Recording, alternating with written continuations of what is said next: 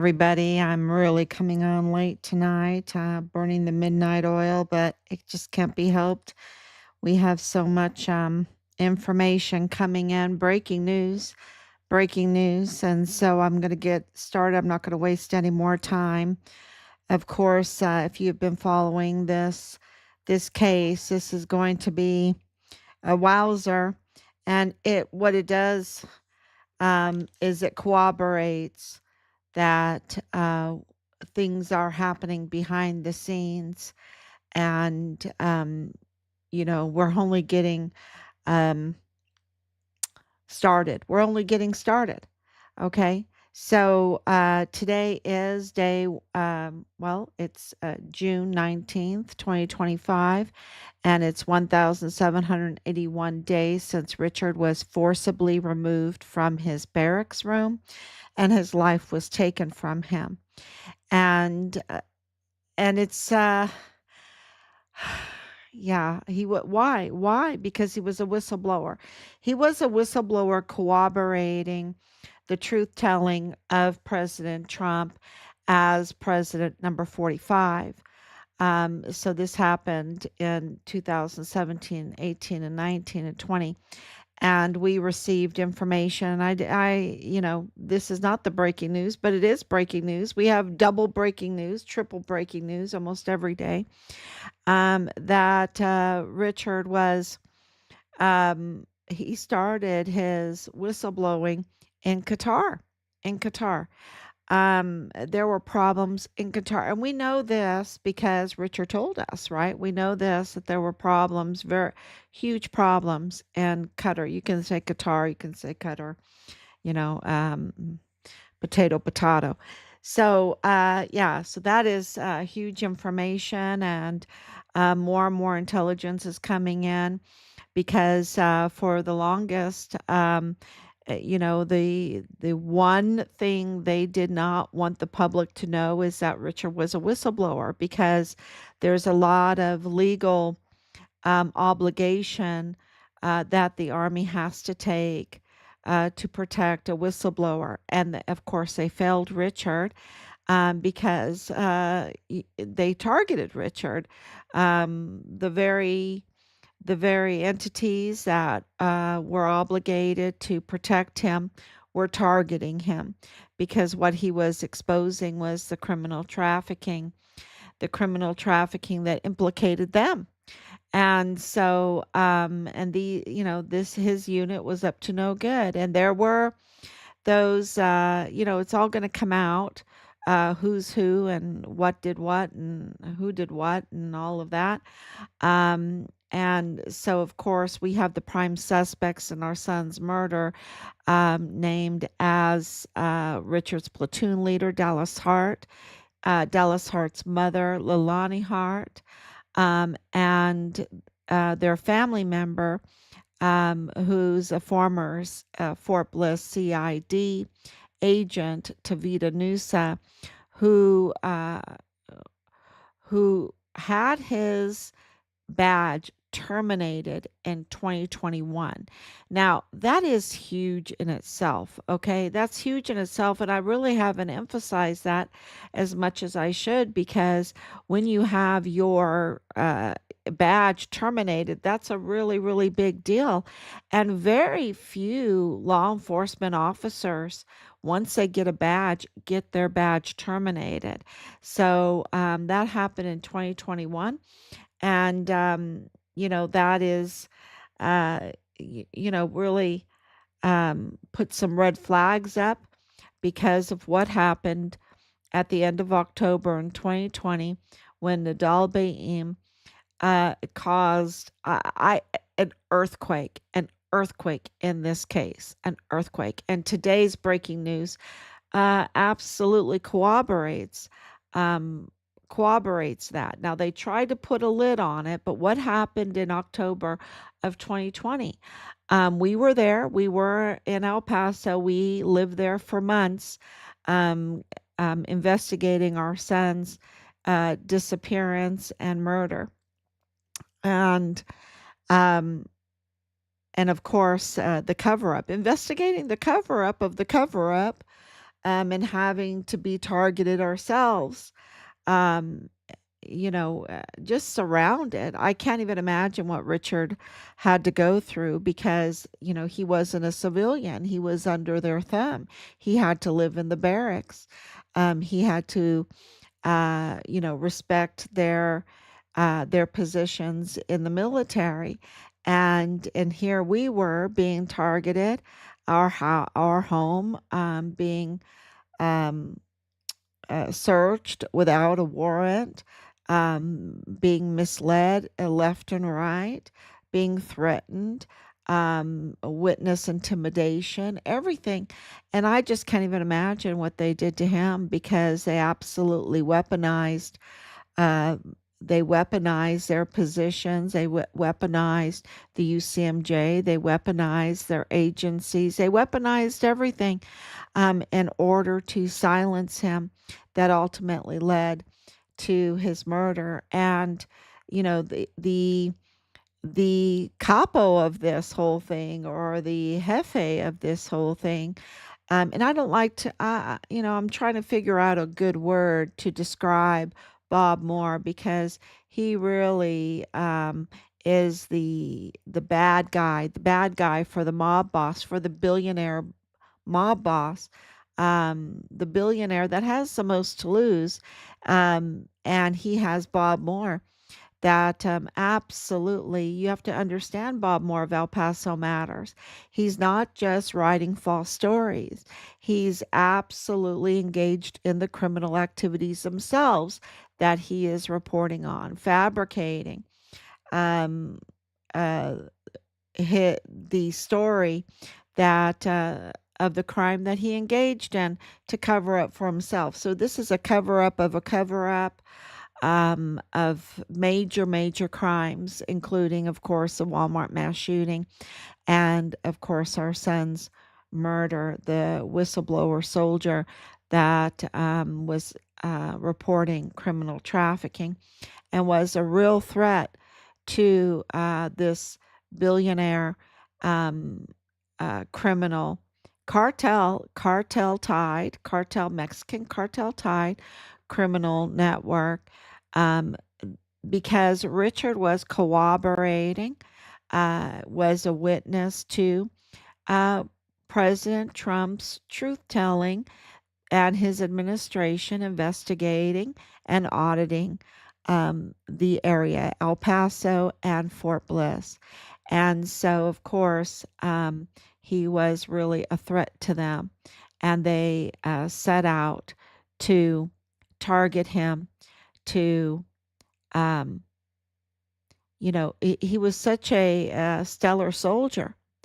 They had to figure out how they were going to intimidate him and try to blackmail him or intimidate him or frame him or to silence him, so, and that's very difficult to do to a soldier that is a stellar soldier that rather, quote unquote, remember what Richard said, I rather burn my money than spend it on whores and blow.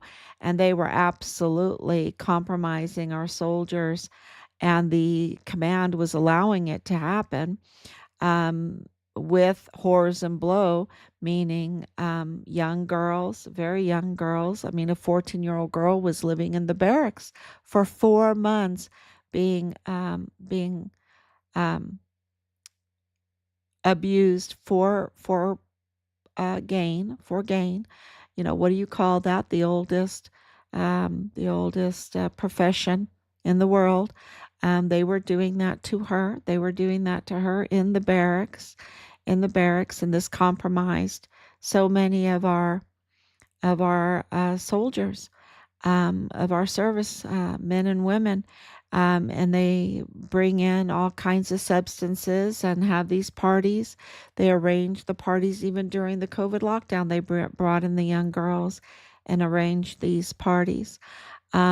So, that's how they compromised. And Richard, they couldn't compromise him. And even with them trying to frame him, even with them weaponizing the law enforcement and UCMJ and everything, they could not get him. They couldn't get him. He has a stellar record, and so he was ultimately, they silenced him forever, right? Forever. They took his life. And so Bob Moore engaged in that. And that's why I'm trying to find a way to define who Bob Moore is, because he's so criminal. He's so criminal. And of course, he is a disgraced journalist.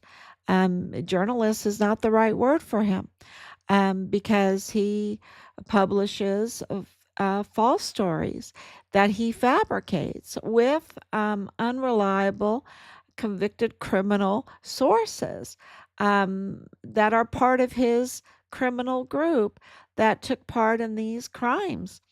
And so he's absolutely linked to Nidal Baem, the Palestinian arms dealer, part of the Western Frontier Trading LLC that was, you know, absolutely selling. You're talking about millions of dollars, right? Millions of dollars of in one go. He submitted a bid for over 3 million. I think it was $3 million of ammunition to the El Paso Police Department. So this is Nidal Baem, and he's absolutely connected to Bob Moore and his gang because he was married to Isis Chavira, and Isis Chavira, of course, is connected to Manuel Chavira of the El Paso ISD. Manuel Chavira is the unqualified. He got the job unqualified without a peace officer's license to be the chief of police for the El Paso ISD.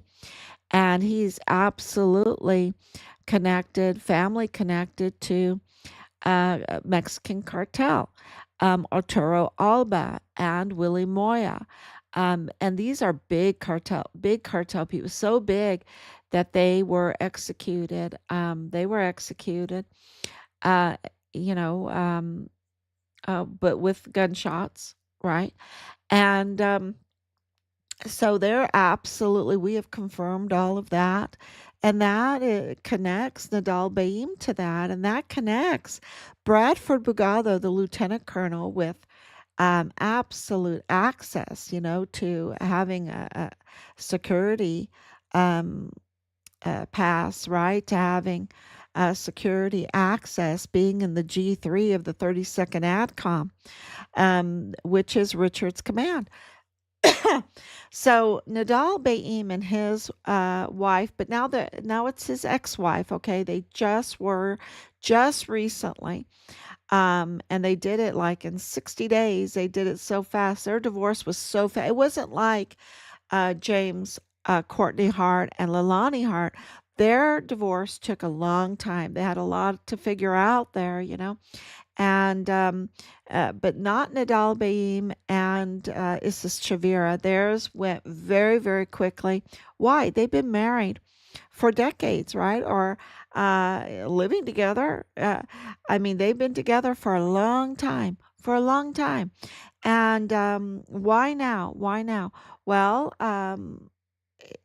starting with this year, uh, um, Western Frontier Trading LLC sued both Nidal Baem and are suing both Nidal Baem and Isis Chavira.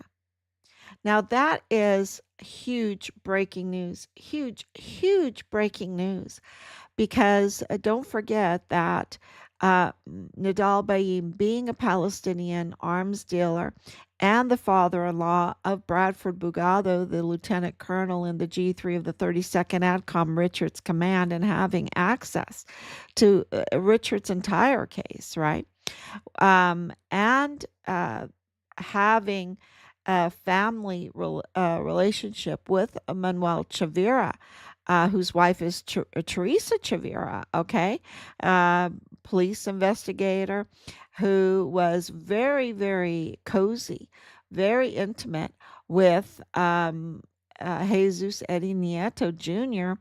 Of the FBI when he was in the El Paso Police Department. And of course, Nieto, the FBI, his wife is in intelligence on Fort Bliss. Okay, so this is a group that have positions, that have access, secret clearance access, and of course, this um, explains why they had all this information. Um, when they were bullying us, when they were harassing us, when they were intimidating us, when they were threatening us. And of course, um, Manuel Chavira, if that's not enough, you have to listen to this. Manuel Chavira, son, Alex Chavira, is absolutely associated um, many, many years in business with Raquel Primo, with the A&R Chavira Auto Group LLC. And of course, Raquel Primo is very associated with Bob Moore and Bob Moore's wife, Kathleen Gannon. And Bob Moore, of course, is like the CEO for El Paso Matters. And of course, he's funded by billionaire group, El Paso Community Foundation, which is corrupt, right? Which is corrupt organization, and then Kathleen Bannon is with KTEP, which is NPR and PBS. So and connected to UTEP. So these are individuals that are very connected to El Paso, have positions that are very connected, have positions that could get access, could do a lot of damage, and could absolutely tamper with cases and cover up information and delete information and also fabricate false stories. And and then here we have Nidal Baem being totally connected with the Chaviras, with the Bob Moore, with Kathleen Gannon, with the A&R Auto Group, which is the group that set out to frame Richard with the car that we never got. We never got his car. And now it explains why they gave us misinformation. They were trafficking Richard's car. Richard's car was absolutely trafficked, and Richard was reporting on criminal trafficking, and here they're engaging even in the cover up of his murder, and the retaliation against him, and the scheming against him, and the targeting of against him, and trafficking with his very car. Um, so this is and were did they have I mean they were part of police, they were part of FBI, they were. And Nidal Baem said the FBI, he impersonated FBI because he was so closely connected to the FBI and to law enforcement, that he felt like he could be an imposter and not even get in trouble because that's a federal crime, right? That he could do that with impunity because he wanted to use that authority, the FBI authority, he wanted to borrow that authority to stop the flyers from going out on Richard Halliday, right? The missing persons flyers, to call us because our number was on there. No other number. I don't think any other number was on there. Maybe CID number was on there. But to call our hotline number 941-677-0060 to give us information about our son. That he wanted to stop that, and he said he was FBI, and this search was over because Richard was no longer alive. And they could take down the flyers. They don't have to pass out anymore. They don't have to do anything. They don't have to take any questions, nothing, right? And they had to keep it a secret. This was all a secret. take down the flyers. This is a secret. Richard is no longer alive, and that the FBI had found his remains in Juárez, Mexico. And we got there and collected the CCTV footage. We took videos of the witnesses to this less than an hour after it happened, and we turned it in. Um, and of course, of course, there was a cover up of a cover up because they figured that we would never find out who this man was. But God has a different plan, right? They should have learned that with the Vanessa Guillen case. And we did find out who this man was. But before we did that, we corroborated the information with officers, right? With officials. And so multiple officials corroborated the death of Richard, that Richard was no longer alive, and that the FBI were looking in five spots for Richard's remains in Juarez, Mexico. And so this was absolutely corroborated, and we turned this in, and they covered up this information. And of course, Bob Moore is not going to honestly report on this like a true journalist would, because he's part of it. He is family connected, or closely connected to Nidal Baem, to Chaviras, to Nieto, to, so he absolutely, with the A&R Chavira Auto Group, that targeted Richard. So he is part of the targeting of Richard, with Kathleen Gannon. They're part of the targeting of Richard, and they can target, and then they can use their journalism in a very criminal way, and create a fake story to hide their criminal activity.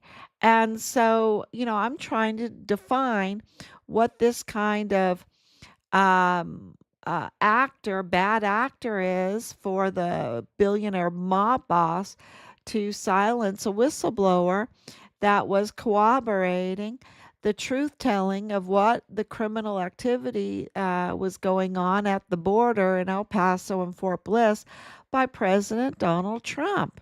Okay, so just to and here we are, almost 5 years.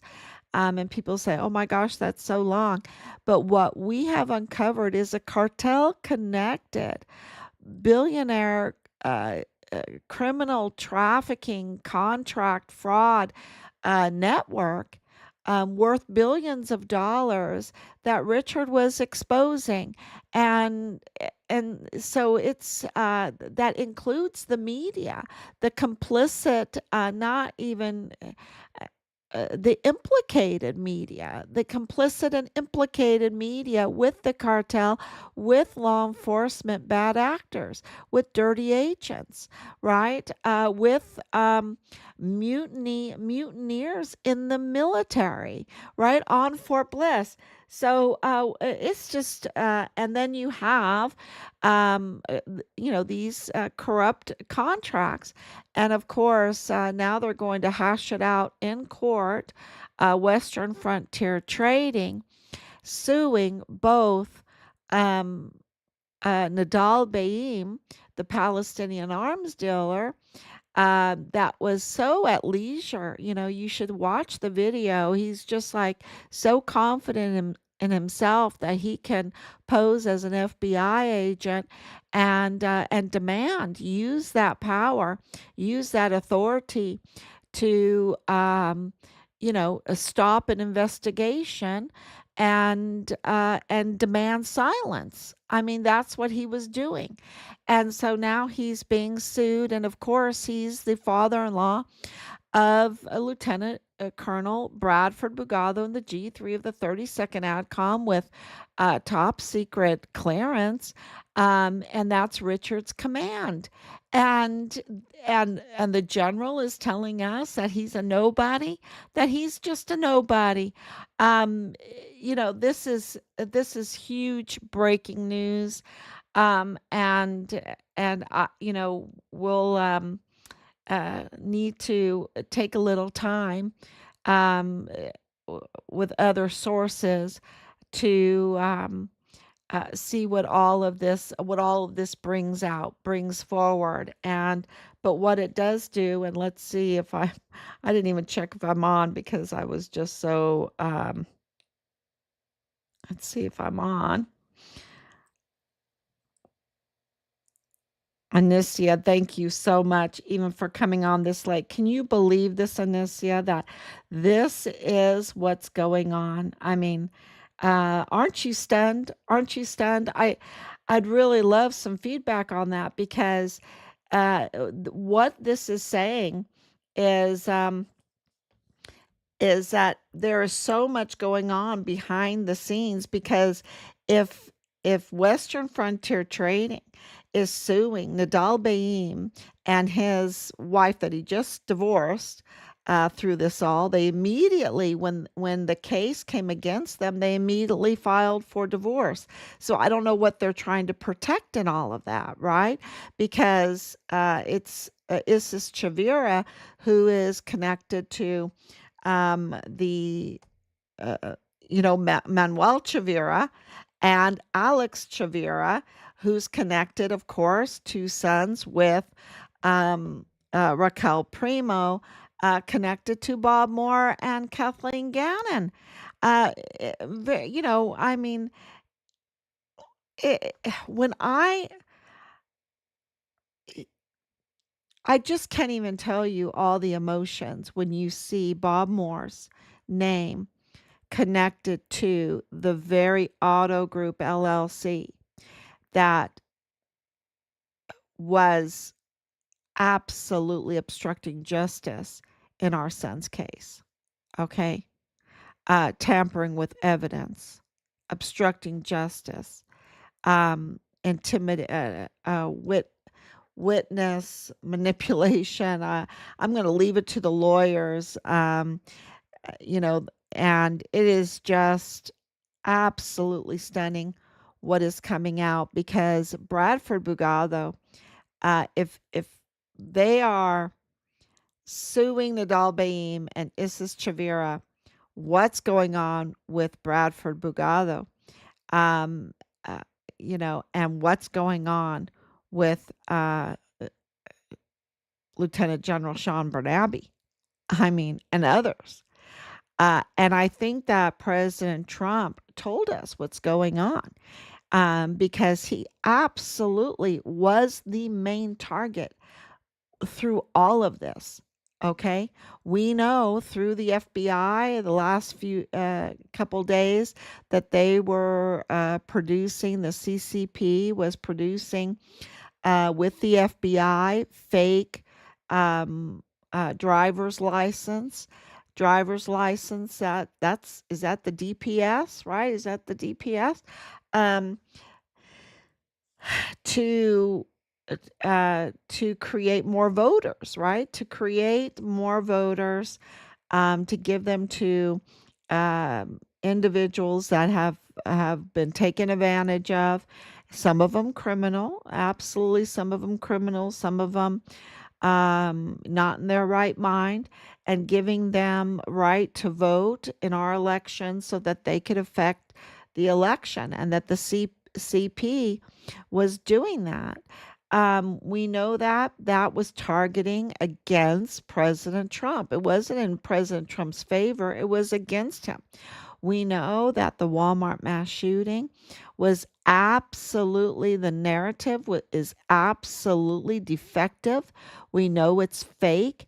And why did they choose, like Bob Moore, why did they choose that kind of narrative to give to the public that is so defective, it was to attack and affect the election against President Trump.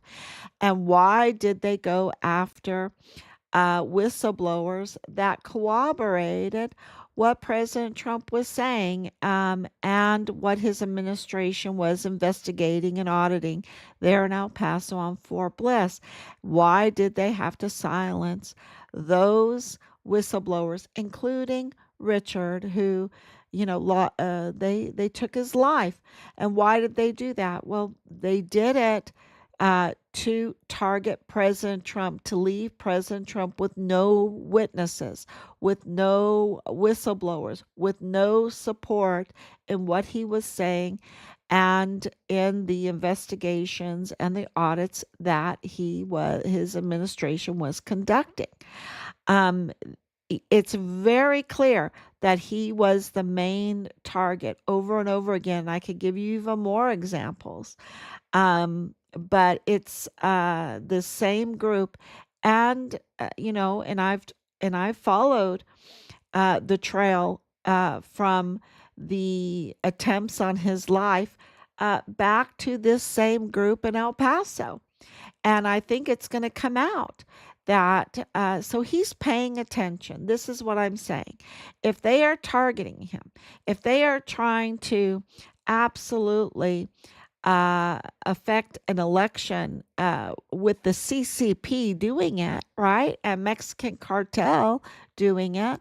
If they're going to try to smear him in with false narratives that have been proven to be defective and false narratives that even puts, you know, uh, I mean, it's just so crazy. Oh, El Paso, I mean, millions of dollars to the Walmart case and Richard's case. The grand theft larceny is huge, is so huge. Um, so of course he's paying attention to El Paso and Fort Bliss and these cases. And he said today, I believe it was today, earlier this morning, so much has happened since then, that he said, I used to be the hunted, but now I am the hunter. And, that's a psychological message, warning to these billionaires that funded the likes of Bob Moore to be the capo, right? To be the capo, to be the jefe, to be, what do you call this kind of criminal that organizes this kind of terrible crime and then uses their, quote unquote journalism, their disgraced journalism, to put out false stories in order to cover up the cover up. So it is, it's just amazing that, of course, he knows, and of course, things are happening behind the scenes. And this was um, for everybody we know because of our communications that we have with, this is Richard's case is just about 21 different agencies, and we have been, in communication with them. And so we understand what's going on behind the scenes. We understand the level of attacks that we have gotten, just because we want to know what's happening to our son, and those level of attacks and threats, and the responses we got from them absolutely are indicative of how severe this crime is, how huge this crime is. And so this lawsuit gives the public indication on how big this is, and that there is action behind the scenes. And I think there has to be a lot of thought in dealing with this, just like with what's happening with Israel and Iran. And I do want to say a couple words about that, because the Tucker Carlson and Senator Ted Cruz conversations, that conversation was really, really revealed a lot.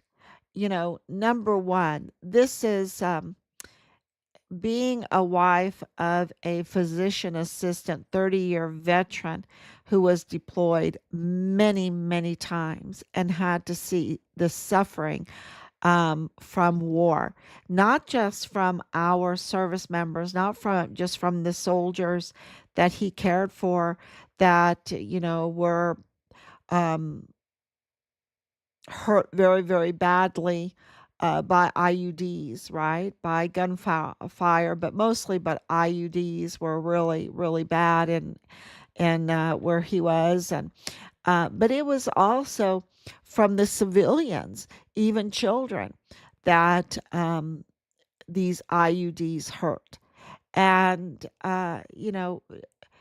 going through that for years and seeing that to seeing Ted Cruz in leisure during this interview with Tucker Carlson. You know, he should have been on the edge of his seat. He's a senator. He's not just some pundit, he's not just some commentator that can sit back and say, oh, maybe we should do this and maybe we should do that. No, no. He is a senator. And you know what? He's a Texas senator. A Texas senator who absolutely knows El Paso, who absolutely knows the criminal trafficking, who absolutely knows Richard's case, who absolutely knows the El Paso, the Walmart um, uh, and the mall. I want to say the Cielo Vista Walmart and mall mass shooting. Okay. He absolutely knows what's happening in the Mag Court. He absolutely knows about the Mayela and Crucius family connection and that they were connected with the federal courthouse, with the DA's office, with the FBI field office, with the Walmart cybersecurity, with the mental health care services there in El Paso. He absolutely knows about the unqualified medical examiner. He absolutely knows about the hundreds of thousands of children that were trafficked through Fort Bliss who are now mostly not even alive. And he absolutely knows about uh, so this connection with Bob Moore, and he knows all of this. And yet, and he knows all the lives that are being lost in Juárez, Mexico right now because he failed to do his job. He failed to do the oversight. He failed, and to sit at his leisure to contemplate or to not even contemplate, to push more of our sons and daughters into a war that he sits at leisure to when he's a total failure as a senator of Texas. Total failure, okay? Is just disgusting. And the level of ignorance that he showed in both Iran and Israel and in his own Christianity is just disgusting. Just disgusting. Because he's not a dumb guy.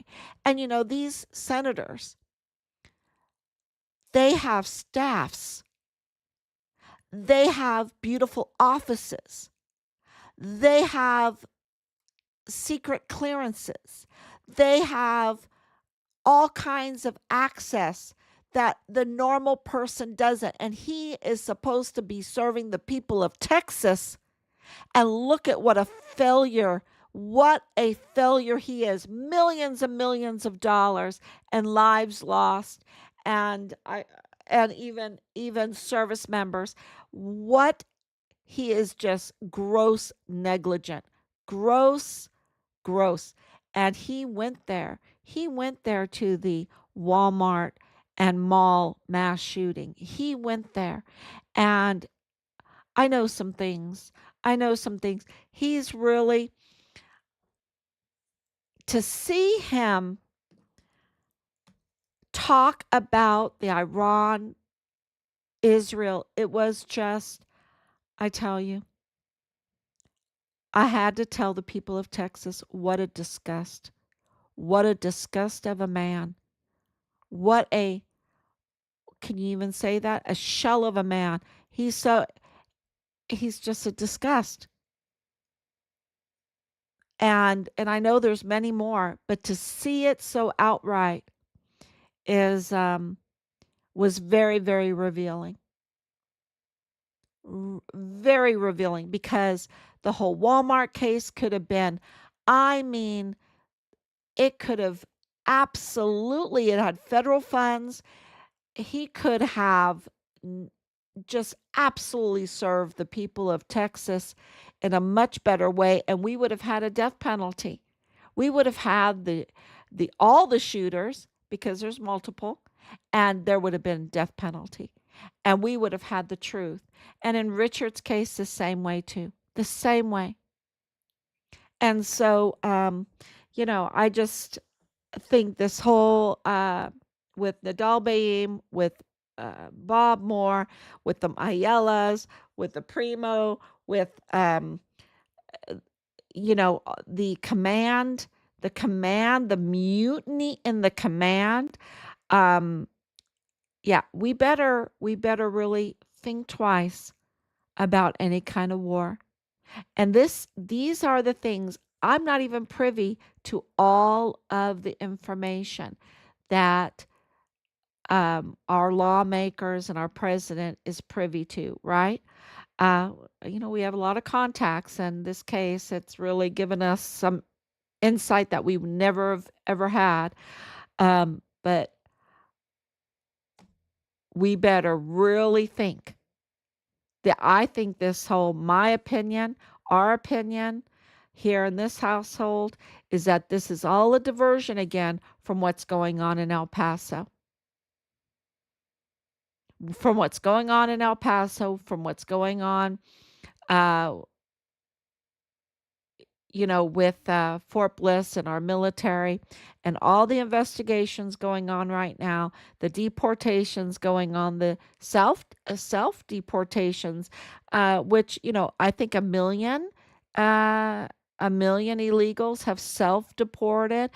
President Trump gave them a way out with $1,000, gave them a way out to safely go uh, with $1,000 so that they could, and he said it, that they could, if they have good intentions, that they can apply legally to enter into this country. And I think that Schwarzenegger was, yeah, that went on The View. I thought his statements were so good about immigration. uh, we cannot let people that have good intentions, that want to come to this country, to be manipulated and taken advantage of. We cannot do that. Now the criminals, that's a different story, but we cannot let people be manipulated to come in illegally and then be extorted, or worse, right? Um, they need to come in legally so that they can be free to live their life here, right? Without someone bullying them and demanding things from them, and extorting them. So this is really an incredible day. And yeah, I'm just thanking God. I'm just thanking God so much. Um, for all of this being revealed, and all of your support, all of your love, all of your prayers, all of your beautiful comments, and, to get this accountability. And I'm just, I'm waiting, of course, patiently for the day. Um, and you know what day I'm talking about. And so we are absolutely working legally behind the scenes, day in and day out, and into the early morning hours, um, to get accountability and to hold these criminals, um, feet to the fire. I mean, they just have to be stopped.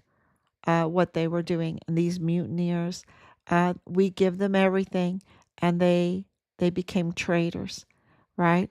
We give them everything, and they became traitors.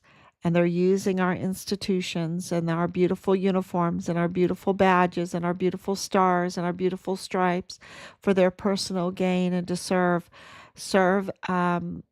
CCP, to serve billionaires that have deals with CCP, and you call them domestic and foreign enemies. That's what's been going on, and absolutely, President Trump knows this. He said, "I used to be the hunted, but now I'm the hunter. I used to be hunted, but now I'm the hunter," and he has to say things like that because these people are so ruthless and they need a warning. They need a warning. Um, and so, from all his power legally, just like whatever we possibly humanly can do, legally, using the law, using our system, our beautiful system, to get accountability. It might take a little time. It might take a little time, but you've got to do it legally to make America great again, to make America honest again, to make America absolutely proud again. And so, thank you so much for sharing and staying with us for so long. Good night, everyone, and